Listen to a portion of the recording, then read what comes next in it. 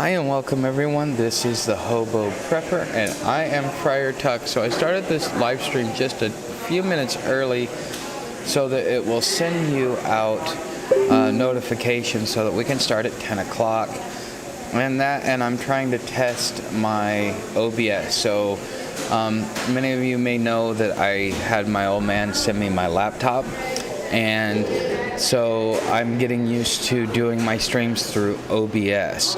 And so that's what this stream is being done through. We're going to be talking about, I use the AI for was it vidIQ, which is one of the services that I use to kind of help me with my YouTube. And so it says unraveling the secrets of the new economy. And in some ways that is correct, but there is also it may be a little bit sensationalized. So it looks like I have a viewer here already. We will get started in just a couple of minutes. If you would just say hi in chat so that I can see that chat is working, because I'm still kind of learning how to do this through a new piece of software and just making sure that it works. So if you're here, go ahead and say hi in chat.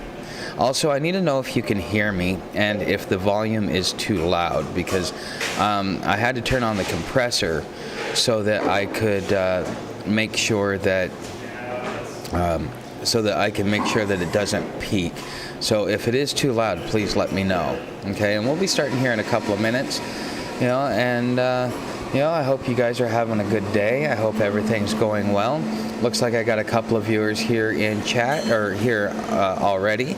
Glad to see you guys. We'll get started here in about 2 more minutes. I just wanted to give everybody an opportunity to get here so that you could see. If you could say hi in chat so that I can see that chat is working, I would very much appreciate it, because I am using new software. OBS is the streaming software, but I'm also doing this through YouTube's webpage. So, all right, Michael Parker, glad to see that you are here. Welcome to the channel. Welcome to my weekly live stream. So every Saturday, and I'm going to try and just say that I'm going to do it at 10 o'clock in the morning, just because, there's a lot of stuff that goes on in the morning and I need to make sure that, I'm not running late. So I think every Saturday at 10 o'clock in the morning is when I'm going to do my live stream. And so if you would also tell me, how is the volume? Is it too loud? Do I need to turn it down, or is it good enough? So if you'd let me know there, Michael, I'd much appreciate it. And I'm glad to see that I've got one person here. All right. Do you have any? Oh, okay. Volume is good. Good to know. Thank you. So if you have, I have the. I tried something new. So they have something. It's called the live Q&A. I'm gonna go ahead and end that Q&A there. But if you want to, because I'm gonna be showing up a little bit early to every live stream, because I need to. That's part of the camera. Is still working on hardware and kind of getting it settled correctly. That, and it also has to do with lighting.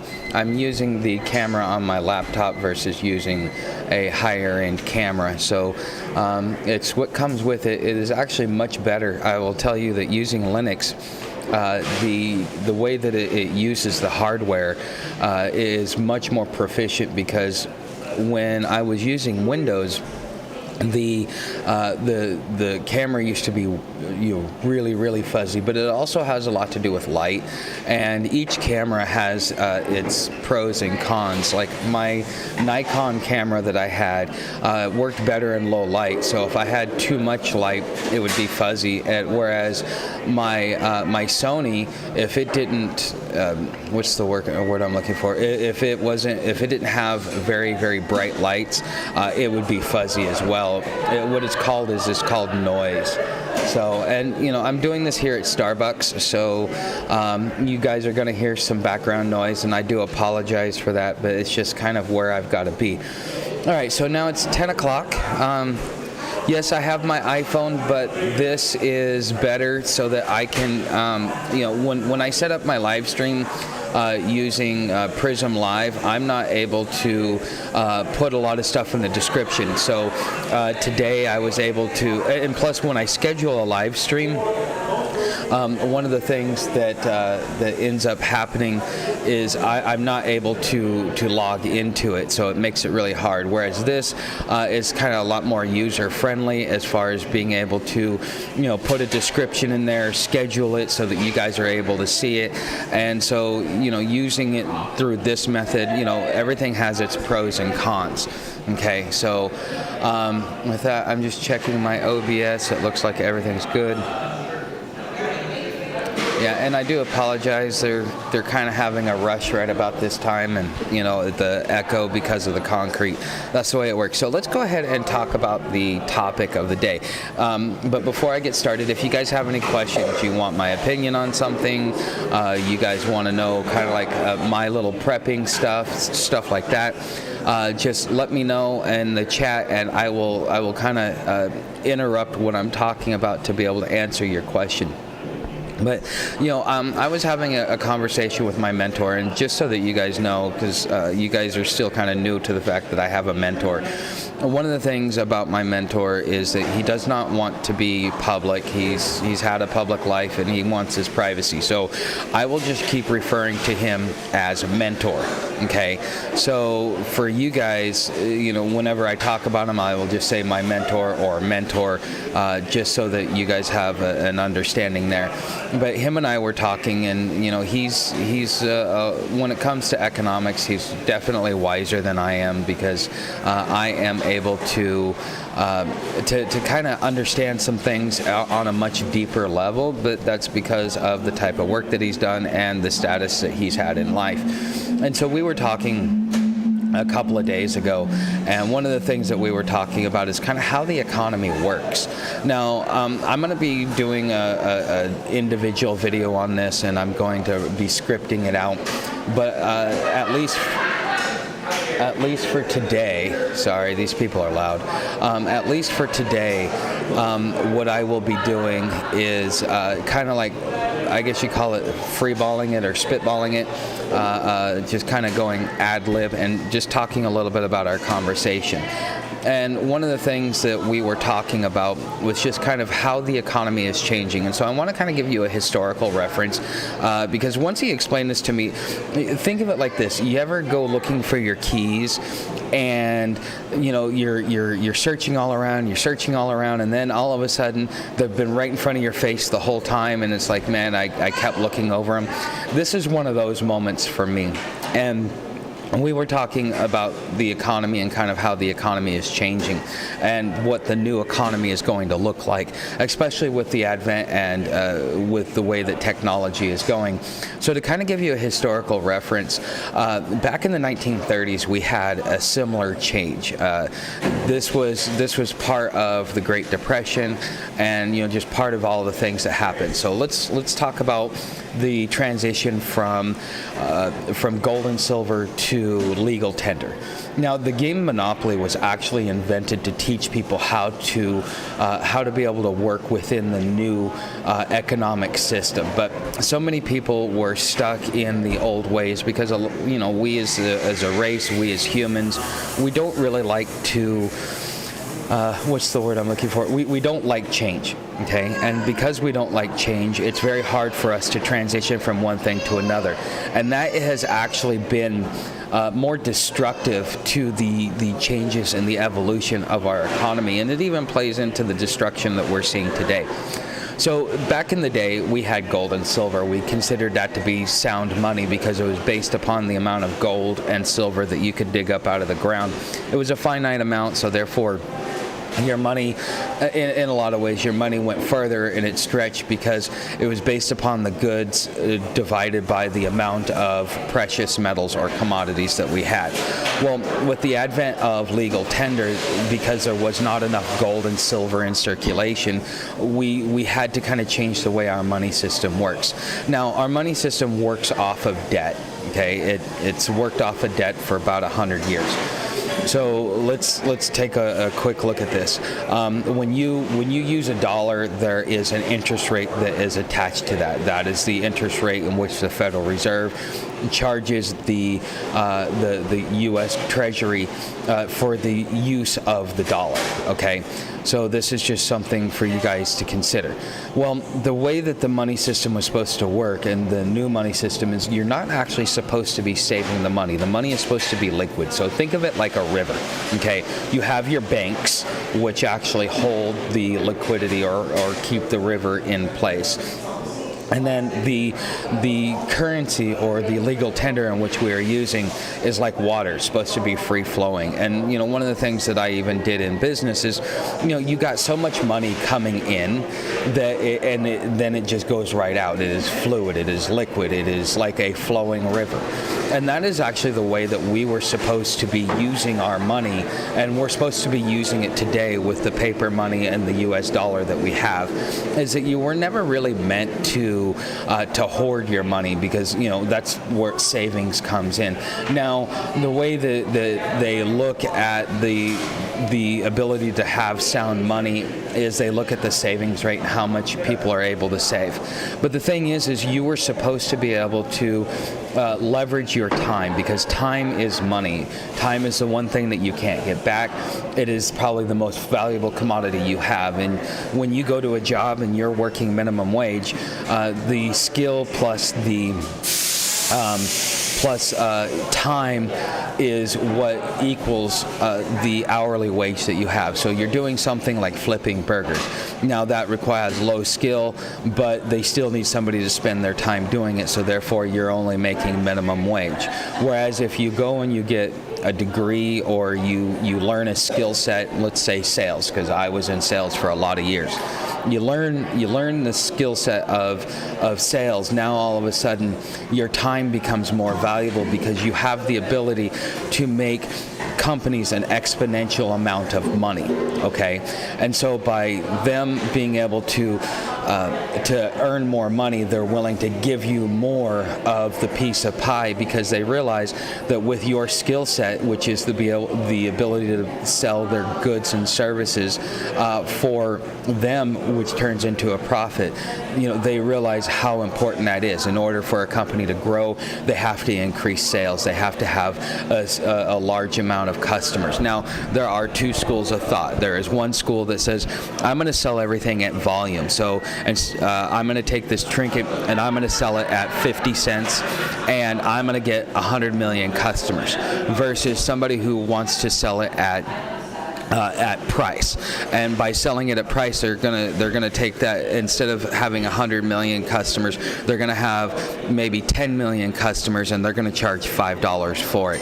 Now the thing is market share and other things are going to play into it. It also looks at the quality of service that you have. Okay, and so I am one of those people that is a volume guy. I think that instead of selling something at a high price, and having minimal amount of customers, I think that you should sell everything at a low price to be able to have as many possible customers, to make it affordable for everybody. And then that's where it becomes a staple, kind of like a cell phone, kind of like a car, and things like that, because they're being sold at as low a price as possible, so that more people can have it. Okay.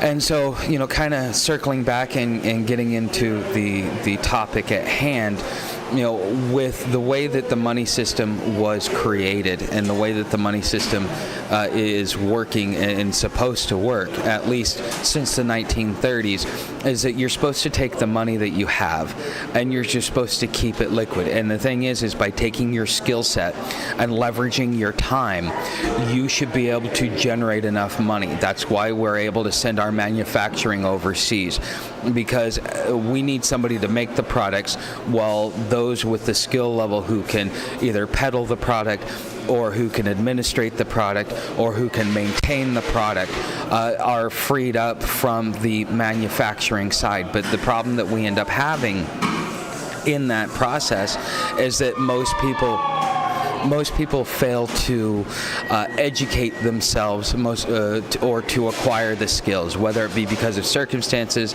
environment, or ability to learn. I mean, there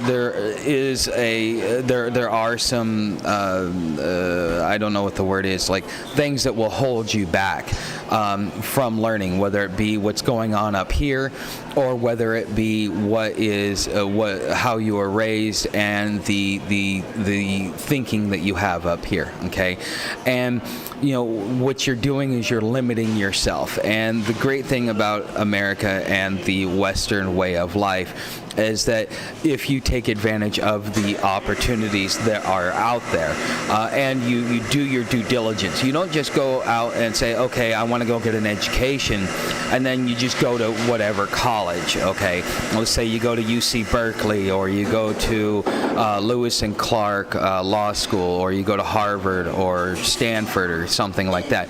Now, their degree is prestigious, and so therefore they can charge a lot of money, but there are also opportunities for you to gain free education, and there are places out there, and that's one of the great things about YouTube, and one of the things that YouTube has brought to the marketplace is a person's ability to continuously educate themselves. If you need to know how to do something, you just watch YouTube, okay?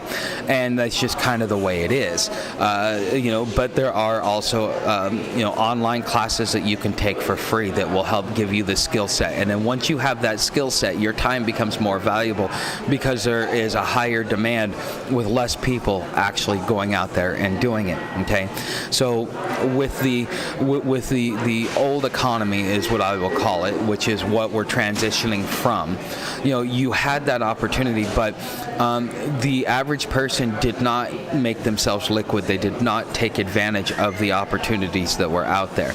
Okay, and so now with the transition as the natural evolution of the economy, and not just the economy, but just the marketplace, there's going to be a lot of people that will be left behind, and they're going to be left behind for many reasons. Their inability to learn, their inability to take advantage of opportunities, their inability to search for different opportunities. And I used to be, one of those people. I'm not proud of it, but it held me back a lot in my life because I didn't know exactly what I was doing, and instead of taking the time to do my due diligence and to figure out how to do things. So like, for example, when I was in my early 20s, one of the things I wanted to do was become a blue-collar worker, become a tradesman. Well, I went and I looked it up, and instead of seeing the opportunities and the pathway to those opportunities, everything that I saw as a requirement, because I didn't want to go to college at first because I thought it was a waste of money, because a lot of these trades now you have to go to. Thank you for that. A lot of these people, a lot of these trades require that you go get some sort of technical training before you even get into the apprenticeship. And so because I was adverse to it at the time, I decided, well, no, that's a stumbling block. I don't want to do it. But all I was doing was I was hurting myself. Well, right now, with the way the economy is going with technology, things are becoming automated. McDonald's is automating itself. Walmart is automating itself. These large companies are automating themselves. Because we have the technology and the know-how and the skill set to automate this, it is now up to us to learn the new skills for the new economy that's coming out. So making sure to get yourself into technology in one form or fashion, whether you're administering it, whether you're maintaining it, whether you're designing it, or something along those lines. If you are going to have an opportunity to really to really excel and to have the lifestyle that you want, to be able to have the money that you want, to be able to do the things that you want to do, you are having to go through that process of increasing your skill level, because there is a high demand for it, and the ability for people and the desire for people to get out of the old ways, to get out of their stinking thinking.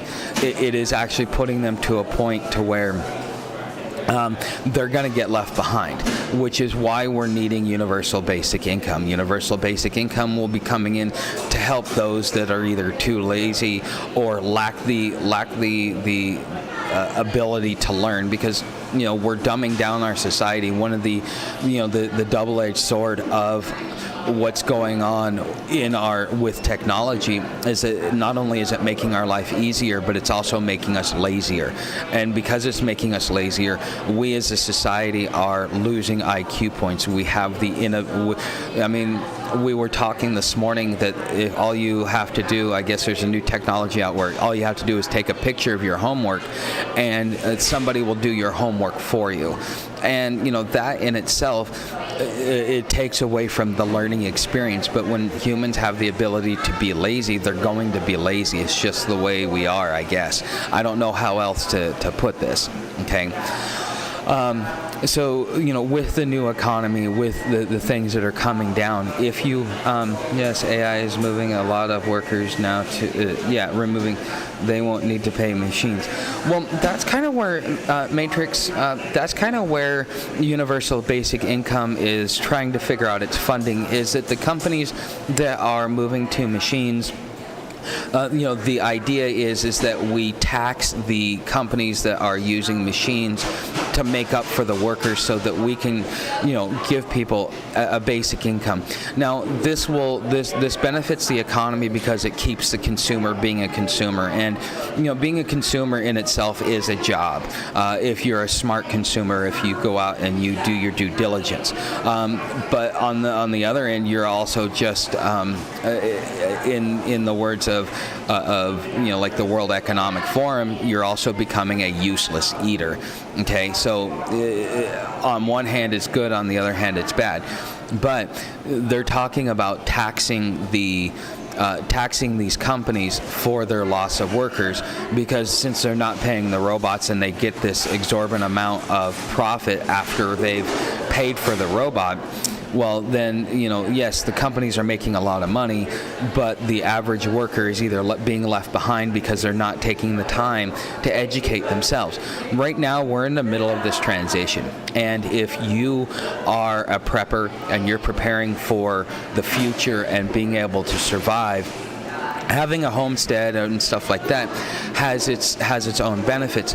But now we have the ability with technology to be remote workers. So that means you can go anywhere, be anywhere, and work as long as you have an internet connection and a computer. Okay, so all you have to do is log in remotely. Now that's going to improve the overall quality of life, because there's a lot of people that want to travel and go see places. There are people that want to go places that have low cost of living. And they're going to migrate as an area becomes expensive. They're going to migrate to another area for a lower cost of living. And so instead of being tied to an area and tied to a job, you're tied to your computer and you're tied to an internet connection. And this is just something that is just part of the evolution of what the new economy is going to look like. Okay, just like we went through the transition in the 1930s, where you were encouraged to save money, for your own survival and your own well-being. Well, because we brought out legal tender, we were able to create social safety nets that would encourage you not to save, because if you don't save and you keep the money in liquid, it keeps the machine running, it keeps the economy going, and you have the abundance of jobs, the abundance of opportunities, and the abundance of skills. Okay. And just like with what's going on right now, we also have the ability to, again, learn new skills, take advantage of opportunities, take advantage of education, and to be able to be at the forefront of all this, because in about another 10 to 20 years, those that don't take the opportunity to improve their skill set, to make themselves valuable, will be left behind, and then society will be forced to take care of them in one form or fashion. And nobody wants to take care of somebody else when they can barely take care of themselves. And so, even if you can take really good care of yourself, you went out there, you spent the time, you spent the money, the effort, the energy to learn that skill set, and then all of a sudden now somebody wants to harvest your labor, your skill set, to be able to take care of another. Now, we do have to be humane about this as well. To have a mass genocide would be inhumane. But with the world wars that is looking at starting, what we're facing is a mass genocide, because we do the amount of jobs, because I guess the word is aging out. We have such a large generation that is aging out of the they're aging out of the economy, out of the workforce, and there are the Generation X and the millennials. There's not enough of us to be able to go around to be able to fill those jobs. So we're being told on one hand where the economy is going bad and so on and so forth, but yet look at the unemployment rate. Because the boomers are aging out, you have a plethora of jobs, so you don't have to worry about finding work. And as long as you can find a job, as far as I'm concerned, and as long as there's an abundance of jobs, then you don't have to actually worry or think that the economy is bad. Again, this is part of the transition. And so we, in order to be able to fill the spaces of the generation that's aging out of the workforce, we definitely need the robots in order to be able to keep the level of production and the level of success that we have. Yes, Michael, you are 100% right, because without that, we don't have the people to fill the jobs. And so with those people coming in that are unskilled, that don't have skills, that are willing to work out in the fields, that are willing to do janitorial, that are willing to flip burgers, that really don't have the skill set, and they may be able to pass it on or give the opportunity to the next generation or the generation after that, there is still a transition period for all of that. Okay, so that's why we as Americans, instead of complaining about them taking our jobs, we should look at it as an opportunity for us to be able to free ourselves up, to be able to make wages that are more palatable to us, while we let them come in and take the jobs that really aren't worth it for us. Because can you support yourself on $10 an hour? No, you cannot. Hey, Alfred, how are you? 2024 year will have most people turning 65 than ever in history. Yeah, well, it's the end of the baby boomers. They started in 2008, turning 65, and by the time, I think, 2028, because every generation lasts 20 years. By the end of 2028, that's when the last baby boomer will be aging out of the market and collecting the retirement. Now, we do have a lot of people, like my old man. He decided to retire at 62, but he doesn't just he didn't just retire to collect Social Security. He was in the Army for 20 years. He was a school bus driver for 15 years. So now, because he worked and because he took the opportunity to amass a large retirement for himself, he is able to retire at 62 instead of 65. When I was in the insurance industry, one thing that I noticed is that those that work low-skilled jobs and low-education jobs, they would end up harming themselves for the job. They ran their bodies into the ground. They sacrificed their bodies to be able to, make a decent income so that they could feed their family, and maybe have a couple bucks left over to go to the movies at the end of the week if they were lucky. Okay, and those were the people that we called Medis, which is Medicare, Medicaid, and those are the people that we would sign up on Medicare Advantage plans, because it was better than being on Medicare and Medicaid, just because of the way that the government manages it, and it allowed a private insurance company to manage your benefits, and because of how much the government spends on your Medicare, they were able to leverage that money to give you better quality of care so that you can at least have a better quality of life. But those Medis, they ended up having, spending most of their retirement at a doctor, taking a crap load of pills, things like that. And those things really just, they their quality of life sucked, versus those that had skilled work, skilled labor that took the time to put money away for retirement because they had the income, because they were able to leverage their skills and their time to be able to make the most from their situation. Those were the people that would buy the N plan. So the N plan for Medicare, at least when I was in the industry, was you paid like something like $300 a month. And so Medicare, you pay, it's an 80-20 rule. So they will pay 80% and you pay 20%. And there is no cap. So if it's $1 million bill, well, you're on the hook for $200,000. Okay. And so what an N plan would do is you just paid that monthly premium and you never had to worry about the 20%. Whatever the 20% was, that plan would take care of it. Okay. And that was that. And so those people that had good jobs, that took the time to educate themselves and leverage their skills, were able to have a better retirement. Okay, they didn't spend because they took care of themselves in the job, because they had decent health care and decent benefits, because their skill set was in high demand. They were able to have a better life because they took care of themselves during their work years, so that they could actually go out and enjoy their retirement by going on cruises, by traveling around the country, by doing those things, because they didn't run their body into the ground. Okay, and that's just the way things are. You can complain about it, but in a lot of ways we can't really change it. Okay, so hey, if you guys haven't, be sure to hit that like button. If you're not a subscriber, make sure that you subscribe. If you guys want to help the channel out financially, now I know you can do like a super chat, but just so you guys know, YouTube takes 30%. So for every $10 you put in there, YouTube takes $3. I'd rather you put it over in, if you're gonna do a super chat or something like that, unless you have a question that you just gotta have me answer, I would just recommend going over into my tip jar and leaving the tip over there, because one, it comes to me instantly. Last week I had an individual, and I want to say thank you to that individual who put a super chat in, and I appreciate it. But they, and it does go into my advertising account, so it just gets compounded into what it is that I was doing then. Okay. But I kind of want to let you guys know that if that's something that you want to do. But if you're not a subscriber, don't forget to subscribe. If you are a subscriber, don't forget to hit that bell notification so that you know of all the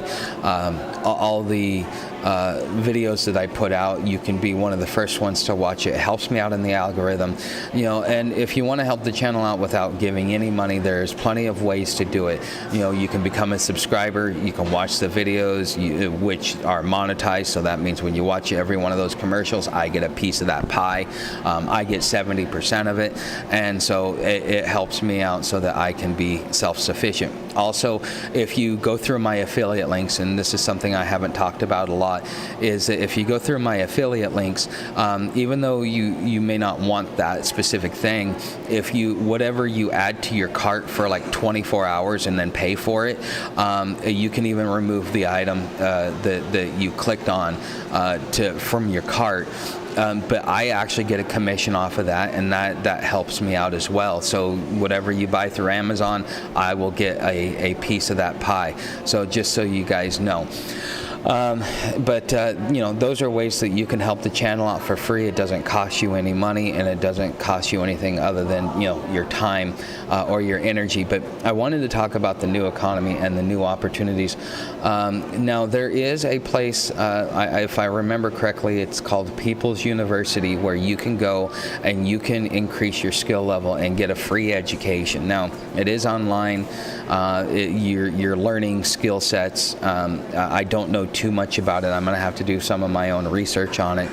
But I've heard that People's University offers a free education. And if you get that free education, especially if you don't have a lot of money, it will help you transition into this new economy, because we need to be able to maintain those robots. We need to be able to administer them, maintain them, design them, improve them.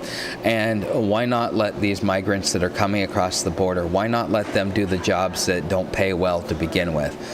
I went through the WIA program. It gives you $10K towards school. Okay, what does WIA stand for, Michael?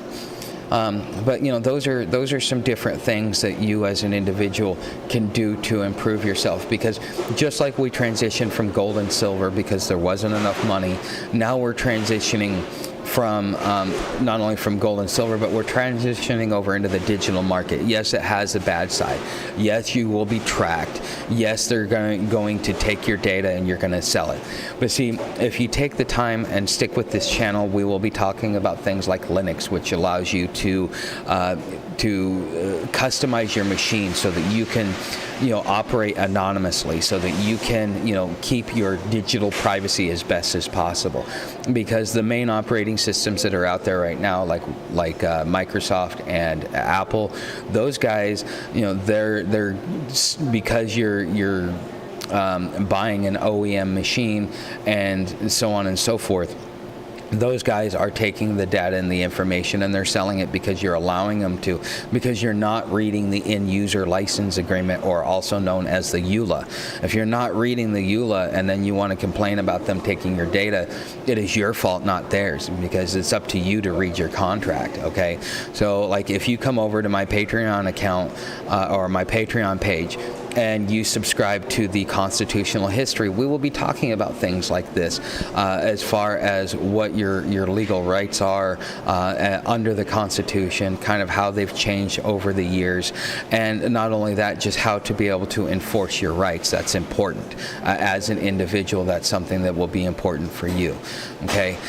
Let's see what else. It's just this is the topic that I wanted to talk about. Does anybody have any questions for me? Things are kind of changing for me. I am taking the time to improve my skill set. My mentor is making sure that I understand Linux. And I will tell you, just from my own personal point of view, and we're gonna do a comedy skit about this and edit it out and maybe make it into a short. But being somebody, I went to a technical school in the Bay Area, San Francisco, and one of the things that's there, it's all Windows. Well, Windows is great, but when you're in an administrative role, the worst part of all that is that it's when you step outside of the Bay Area, when you go to the rest of the country, they are either running a hybrid shop, which means the desktop nodes are Windows, but the server and the administration side is all Linux. And so, for me, when I left the Bay Area and I went to Portland, and all of a sudden I get an IT job, and next thing I know is I don't know Linux. I know nothing about Linux, and it's not as complicated as people may want it to sound. It's about understanding how to do command line. And one of the things about command line is, it has a basic logic to it if you take the time to learn the logic. And it may take you a minute to wrap your head around it. Me coming from a Windows environment and understanding Windows, I'm kind of shooting myself in the foot in some ways. But on the other hand, I am I'm learning at a good pace because I was also exposed to networking and Windows. But Windows is not really that great. I will just say, my friend went to school for IT, and as soon as he graduated, he couldn't find a job because everything he had learned was obsolete. Well, yes, technology is moving at a high rate. One of the things that you learn when you're in school is that you need to be continuously learning, keeping an eye on the new technology, because that new technology is going to be what, if you're able to learn it, be ahead of it, and get on top of it, you will be able to keep yourself valuable. I mean, when I went to school, they were offering, the MCSE was 7 certifications, okay, and you were learning every part of the Windows environment. By the time I was walking out, but when they brought out Server 2008, they were doing specialized certifications. So now you go get certified in Active Directory. Now you go get certified in DNS. You get certified in specific areas. But when you do that, it pigeonholes you. And Windows, one of the things I'm learning, with the difference between Windows and Linux, is that Windows, eats up your hardware and then throttles it back. So that's why it's so slow. Whereas with Linux, one of the things about it, other than it's completely customizable, I mean, as an individual, you want to be able to customize your machine because you have your own idea of security. Holy cow! It looks. Thank you for the super chat, Matrix. Thank you very much. I did not expect that. Well, thank you. I appreciate it, guys. That's gonna be big in my pocket. I appreciate it. But one of the things I'm learning about Linux is that it maximizes your hardware, and when you're talking about the overall the distribution, the operating system, one of the things about it is that you are is that it's not as girthy as, let's say, Microsoft is, because you have to install every module or every component that you want to use, which is what makes it so customizable. Okay, so that's just something for you guys to learn and to know about. Okay. So, one of the things that I would, strongly recommend is that, you guys take the time and you educate yourself. You have to understand the methodology and the logic, not really focus on, well, I just know this technology, because that's what did me wrong, is because I was like, as long as I know Microsoft, I'll always have a job. Well, I went off, I got my certifications, that's great, fantastic, and wonderful, but at the same time, those certifications become obsolete. And unless I'm learning the new Windows operating system that comes out every 2 years, and then learning the ins and outs and what WoW means and all this other stuff, it just, after a while, you get left behind. And because I've been out of the IT industry for about 10 years, I'm finding out how far behind I am on technology, even though I understand it. Okay, and this is just something that me as an individual, this is what I'm learning. Okay, so. Guys, I truly appreciate the fact that you guys show up and that you guys are here and things like that. Again, I'm going to try and be consistent just to let you guys know some changes that are happening. Now, I have to go to the doctor and get an official diagnosis, which means I actually have to go get a brain scan. But for many years, I was diagnosed by the mental health industry as having panic attacks, which was related to my PTSD. Well, I'm finding out that I may actually be suffering from a new type of seizure that they've only recently discovered, and I don't know exactly what it is, but I forget. But it has to do with the frontal lobe, and these panic attacks that because everybody said, oh well, you got panic attacks, and my panic attacks versus what everybody else goes through, completely different. Well, now that you have steady enough electricity to watch movies, yeah, but I don't take time to watch movies. I'm too busy educating myself, improving my skill set, because if I don't improve my skill set, then I'm going to be left behind. And one of the things so for the first 11 years, I was in and out of the hospital 11 times. I spent a lot of time on the streets. I spent a lot of time being a hobo. Okay, and that's why I'm the hobo prepper. And for a while there, I thought I was institutionalized. But once I decided to become self-employed and start my own business, that was the first time in my life that I had any type of stability.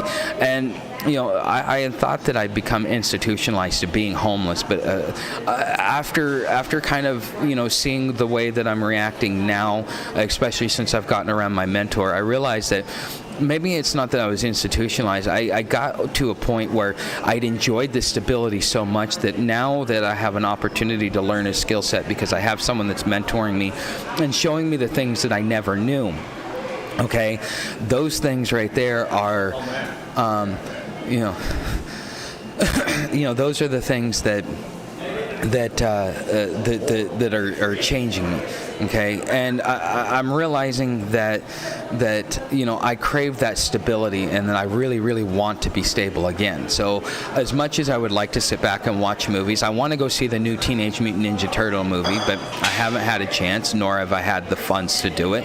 But I probably will fairly soon. Okay, those are some things that me as an individual I'd like to do, but it's more important that I grow to meet the demand of the new economy, to have the stability that I want, because we're all going to lose things. We're all going to be dispossessed at some point in time, because if we don't take the time to educate ourselves to learn these new skill sets, you're going to be in the same situation that I am now.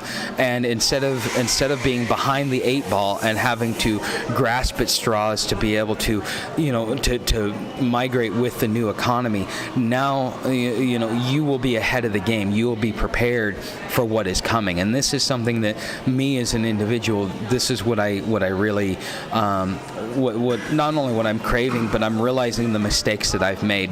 And a lot of it has to do with the way in which I've been educated and influenced through environment in society, because we have been told, we've especially on the West Coast here in the States, for those of you that aren't in the States, one of the things is being a victim is more profitable than being accountable. And so we get brought into this victim mentality, and the economy's going bad. No, the economy's not going bad. You're just not evolving with it, and it's leaving you behind. Instead of sitting there going, well, woe is me, you are actually able to sit back and go, okay, wait a minute, I can change, I can improve myself, I can meet the demands of the new economy, because civilization is constantly evolving. We started out as hunter-gatherers, and now we have agriculture. We now have centralized society. We now have we have indoor and out. We have what's the word? We have indoor, we have heating and air conditioning, okay? We have all these different things because society has evolved with technology and with know-how and with education and with skill sets. And as society starts to grow and evolve much quicker because of the advent of technology, because we have gotten so much technology, we, as a society, as a people, we need to be able to grow and evolve with that, because if we don't, we're going to get left behind, and then we're going to either be victims or we're just going to give up. And those are two things that you as an individual should not even consider, because every time, and I've had this lesson repeated to me multiple times, especially on my journey. I've had this lesson, multiple times, that, it's not a problem, it's not an obstacle, it's an opportunity to adapt, to improvise, to overcome, to improve yourself. Because, one thing that my mentor has said to me, and I've heard it many times, is that strife and turmoil builds character, is that when you go through adversity, it shows you who you really are. And, one of the things I'm learning on my journey is, who am I? What is the content of my character? Am I someone that's just going to roll over and go, woe is me, it's the end of the world? Or am I going to be somebody that's going to step up to the challenge and do what's needed? And one thing I'm finding out is that, I am willing to step up to the challenge. I'm willing to suffer the hardships that come with the growing and the learning, because learning something new, growing into becoming a better person, is a painful process. Evolution is a painful process. It is slow, and it is painful, and it is frustrating, and it is something that I'm having to learn to do. Just like, one of the things, I really want to learn Linux. I want to learn it yesterday. I want to be able to go out there and become a Linux administrator yesterday. Well, guess what? It's going to take me some time to learn it. Not only to learn it, but I'm having to unlearn everything that I learned from Windows and become a much better person, a more well-rounded and more valuable person to society, because I have the skill sets that are in demand. It's amazing how much stuff actually relies on Linux. Windows and Microsoft, or Windows and Apple may have a large share of the desktop environment, but all the other technology that we use, from your GPS down to your coffee machine, uses Linux. And it just, that baffles me that I never knew that. But, I was raised that, Microsoft is God, and therefore we worship Microsoft. Well, Microsoft is not God. Microsoft isn't as great as we thought it was. Microsoft is Microsoft, and, but that's part of their advertising. And, the great thing about Microsoft is they created an industry. And, as much as we want to sit there and talk bad about them, they also did good. For every bad thing that happens, there is also a correlating good thing. It is the balance of the universe. It is the yin and yang. And we could either sit back and we could talk about all the negative things that are happening, like the economy is bad. Well, actually, no, the economy is not bad. It's transitioning, because we're going from working in an office to working from home. We are now understanding a new quality of life, to where we now can, write our own destiny versus, what the Industrial Revolution brought us, which was becoming factory workers and sacrificing our body, our mind, and our soul for the job, so that we could make basic trinkets, so that everybody could go out there, so we could go out there and survive. Well, guess what? If you take the time to educate yourself, and I know I'm repeating myself, and I'm doing this on purpose, and just like my mentor constantly educates me on this, is that you either, the thing about evolution is you either evolve or you die. That's just the way it is. Okay, I agree. I've made many mistakes. I blame nobody but myself. It's down to us to evolve and survive. Yes, it is. So I mean, we could. You have to be able to see the good for the bad. If all you see is good, then you're an optimist and you're blind. And if all you see is bad, you're a naysayer and you're blind. You have to see both sides of the coin. If you don't take the time to see both sides of the coin, to see what your contribution is to it and what it is that you're taking from it, then you as an individual are becoming more of the problem instead of the solution. Okay? So I have a question for you guys, since I've got quite a few viewers here right now. As we're about to, one of the things my mentor is working on with me is we are building me a website, and we're going to be doing merchandise. So we're going to do like shirts and mugs and stuff like that. What do you guys think of that? I'm curious to find out what your opinion is, what you guys think of, merchandising. Is it something that you would participate in, or is it just something that you see is just added bloat? I'm just curious to see what you guys think. I'm going to do my own thing anyways. I'm too headstrong to do anything but my own thing. And, that is one of the things that's one of my strengths in life. Okay, and hey, if you guys haven't, don't forget to hit that like button. It helps me in the YouTube algorithm. It helps get this out so that more people can see this. Okay, maybe a good revenue stream for you. Excellent idea. I'm based in the UK. I'd be happy to purchase from you. All right. I think one of the we're going to rebrand, so the logo and the pictures that you see over the next few weeks to a couple of months, we're going to be going through the process of drawing it out and making it uniform across across all platforms, so that because if you go look on my Patreon, there's a different picture than what's on my YouTube, and I want it all to be uniform, and I want to be able to have a standard logo. But I think one of the shirts that I want to make is where it'll say Hobo Prepper, and it'll say I'm part of the solution, not the problem, or something along those lines, because I think that as preppers, there's a lot of fear porn out there, and rightfully so. Joined a bit late. Where are you now? Oh, I'm still in Chattanooga. And I'm going to be here for a while, and then we're going to be heading to Iowa, because there's more opportunities there. So we're going to be doing some stuff there. But right now, for a while, I'm going to be here in Chattanooga, and I'm learning about Chattanooga. It's a nice city. It's pretty. They have they're really set up for technology, even though they're like 10 years behind. They have a lot of fiber here. The internet is absolutely amazing here.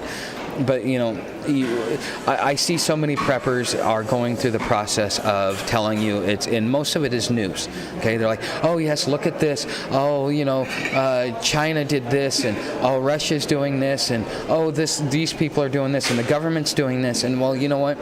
Unless you're willing to come together as a conglomerate to make your voice heard at the ballot box, which I really don't see a lot of people doing, and because people want to complain instead of actually make the change. I think one of the things that I'm going to have to do to make myself viable as a prepper is to start teaching you solutions, start showing you opportunities, and get away from the fear porn and get more into the positive aspects of what it is that we as individuals can do to prepare to improve our situation, so that when the world falls apart, because here's the thing, go look at any country that's had a civil war. Is the economy still going? Yes. Is it in shambles? Yes. But those that have the ability to improve their skill sets and make themselves valuable are able to live and to survive, versus those who want to stay in the past and still be like, oh well, I want to do this and I want to do that. Well, those people, they're stuck in poverty, waiting for the handout from the UN food program, and or hoping that something comes along the way to change their life, instead of taking advantage of the opportunity. So you as an individual, you have two choices. You can either be those people that are waiting for the UN food trucks to show up, or you can be one of those people that takes the opportunity to improve themselves, improve their skill set, make their time more valuable, and still be able to survive as a people, as an individual, to at least be living, because it's going to happen. We can't stop it. As much as we would like to say, oh yes, we can stop it, we can't necessarily stop it. As much as we'd like to say, yes, we're going to, we can stop it. Now, if millions of us come together and realize that we're being divided against each other by media, by outside forces, by by other forces that are not us, and we're being divided, if we don't come together and realize that, well, then your only other opportunity is to sit back and improve yourself, because at the end of the day, all you can do is take care of yourself, improve yourself. As much as we'd like to be able to say, yes, I can change the world, there's 350 million people here in America. We need at least 150 million people, or 100 million people, to be able to make the changes that we need. That means that I need 100 million subscribers to be able to make the change. I'm never gonna. The most subscribers anybody has on YouTube, I think, is around 10 to 12 million.